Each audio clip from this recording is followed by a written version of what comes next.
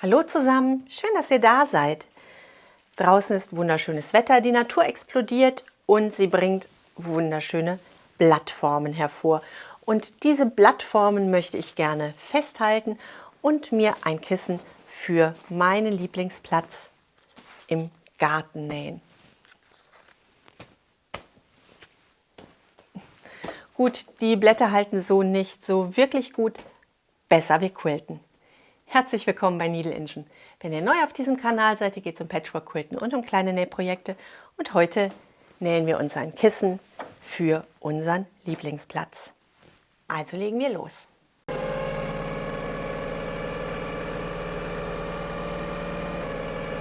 Zunächst einmal möchten wir unsere Blätter kopieren. Dazu nehmen wir ein doppelt gelegtes, leicht reißendes Papier.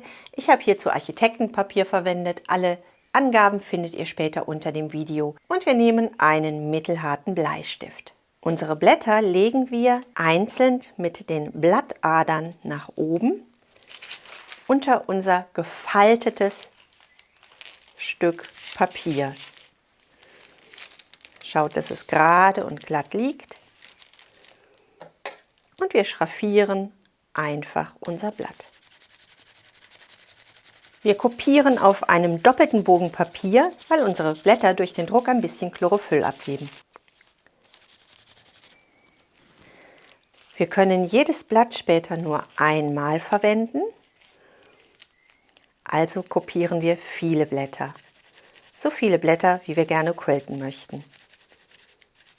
Wir schneiden unsere Blätter großzügig aus und so fertigen wir unsere eigenen Quiltvorlagen an. Unsere Quiltvorlagen legen wir erst einmal zur Seite und wir bereiten die Rückseite unseres Kissens vor. Für mein Kissen habe ich mir zwei Stoffe ausgesucht von Studio 37 Fabrics Color Bomb bei Laura Beringa. Ich finde den Stoff wunderschön und ich glaube, der ist da ganz ideal für mein Sommerkissen. Für die Rückseite brauchen wir zwei Stoffstücke 30 x 57 cm und wir brauchen einen 40 cm langen Reißverschluss. Wir markieren uns bei dem Stoff und bei dem Reißverschluss die Mitte. Wir legen unseren Stoff genau mit der Mitte aufeinander. Wir legen unseren Reißverschluss auch auf die Mitte und markieren uns an beiden Seiten einmal die Enden. Lassen 1 cm stehen und markieren uns das Ende. An unserem aufeinandergelegten Stoffstück möchten wir nun einmal beide Seiten bis zur Markierung hin fixieren.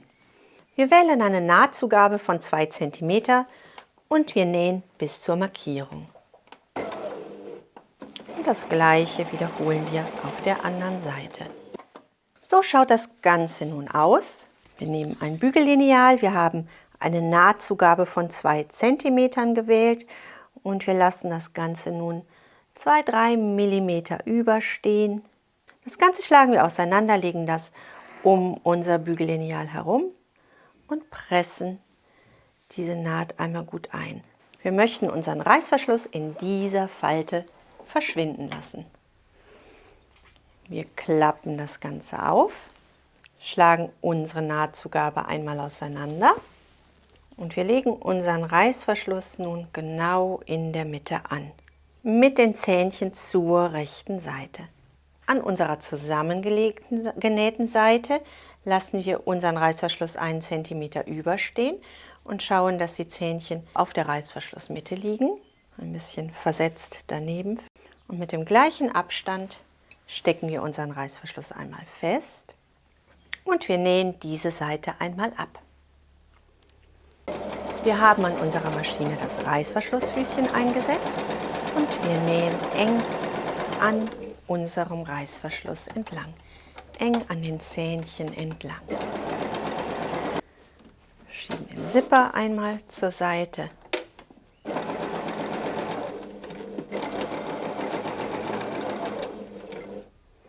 So schaut das bis jetzt aus. Zurück am Arbeitsplatz. So.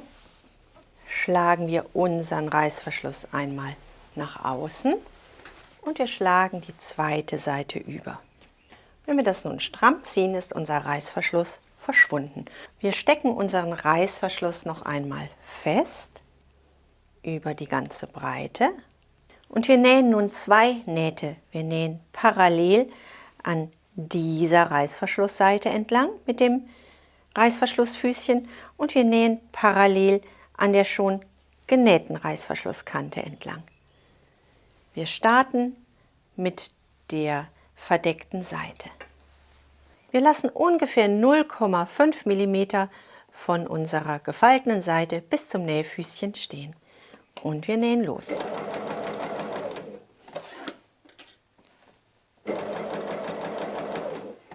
Hier spüren wir unseren Reißverschluss, das heißt, da geht es jetzt ganz automatisch am Reißverschluss, an den Zähnchen vorbei und wir nähen den Reißverschluss fest. Das spürt ihr mit den Fingern sehr deutlich.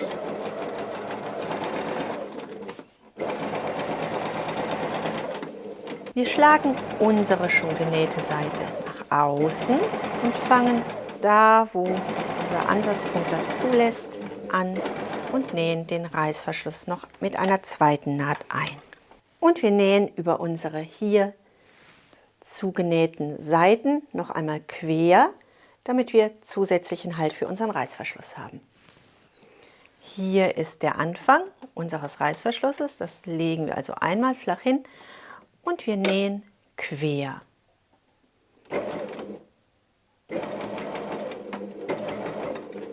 Unser Reißverschluss ist nun fertig in unser Rückenteil eingenäht, in die Rückseite unseres Kissens eingenäht. Damit ist die Rückseite fertig und wir können anfangen zu quilten. Yay! Wir bauen unser Quilt-Sandwich auf. Wir haben einen Unterstoff, eine Füllung und einen Oberstoff. Weitere Videos zum Quilt-Sandwich verlinke ich euch unter diesem Video. Dort findet ihr dann ausführliche Beschreibungen. Und wir stecken das erste von uns vorbereitete Blatt auf unseren Stoff. Wir können das mit einer Nadel sichern, das reicht völlig. Wir haben den Faden eingespannt, haben dreimal auf der Stelle vernäht. Der Unterfaden, die Farbe des Unterfadens ist egal, den werden wir später nicht sehen. Ich habe das Stopffüßchen eingestellt, das gibt bei dieser Art zu quilten ein bisschen mehr Halt. Und wir fahren einmal alle kopierten Linien unseres Blattes nach. Wir können einmal erst die Außenseite kopieren.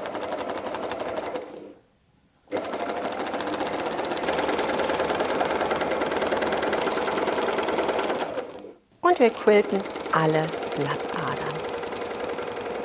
Wenn euch das Video gefällt, würde ich mich sehr über eine positive Reaktion mit einem Daumen nach oben, einem Abo oder einem Kommentar freuen. Das wäre super lieb und wir würden hier bei YouTube gemeinsam wachsen.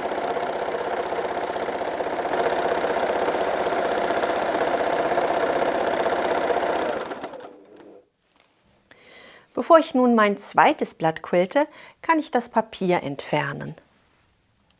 So, wir nehmen unser Sandwich und lassen die Nähte einfach aufplatzen. Und können das dann abziehen. Das dauert ein bisschen, wird nachher aber super gut aussehen. Damit unser Blatt ein bisschen mehr Tiefe bekommt und nicht nach Herbst aussieht, geben wir noch ein bisschen Kontur mit einer zweiten Garnfarbe dazu. Dazu quilten wir Zickzack.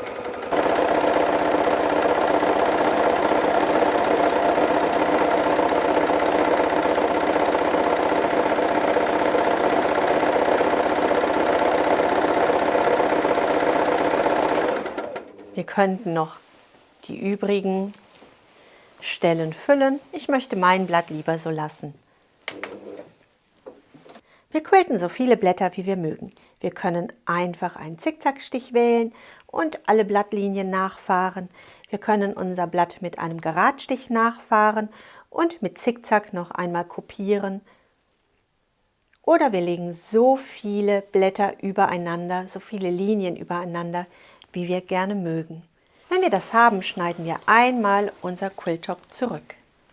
Als nächstes nehmen wir unsere vorbereitete Rückseite, ziehen unseren Reißverschluss ein Stück auf und legen die rechten Seiten zueinander. Wir haben unsere Quiltnadeln noch stecken gelassen, das ist wunderbar. Die können wir ganz am Ende entfernen. Jetzt helfen die uns noch dabei, darauf zu achten, dass unser Quilttop nicht auseinanderfällt, wenn wir das hier ausrichten. und wir nähen einmal alle 4 Seiten einfach ab. Unsere Maschine ist wieder umgebaut und wir nähen mit einem Füßchen breitem Abstand. Wir schneiden einmal die überstehende Stoffkante zurück und wir nähen einmal zickzack um unser Kissen herum. Unser Kissenbezug ist soweit fertig und nun brauchen wir ihn nur noch einmal wenden. Wir haben hier unsere Öffnung, da können wir hineingreifen, greifen einmal den Zipper und ziehen unseren Reißverschluss auf. Greifen hinein und wenden. Wir nehmen unser Kissen und schieben das einmal in die Öffnung hinein. Da kommt richtig Belastung auf die Seiten, darum haben wir hier die Ecken nochmal verstärkt. Und wir ziehen unseren Reißverschluss einmal zu. Alles, was wir nur noch machen müssen, ist, wir nehmen die übrigen Nadeln heraus. Und so schaut mein Kissen nun aus. Und tada! Unser Kissen ist, kann man sehen, yay! Unser Kissen ist fertig. Ich hoffe, euch hat das Video gefallen. Und ihr kopiert selber einmal Blätter aus eurem Garten oder von einem wunderschönen Spaziergang. Ich wünsche euch eine wunderschöne Woche. Bleibt gesund und glücklich und denkt daran, was immer auch passiert, einfach weiter quilten. Bis zum nächsten Mal. Tschüss!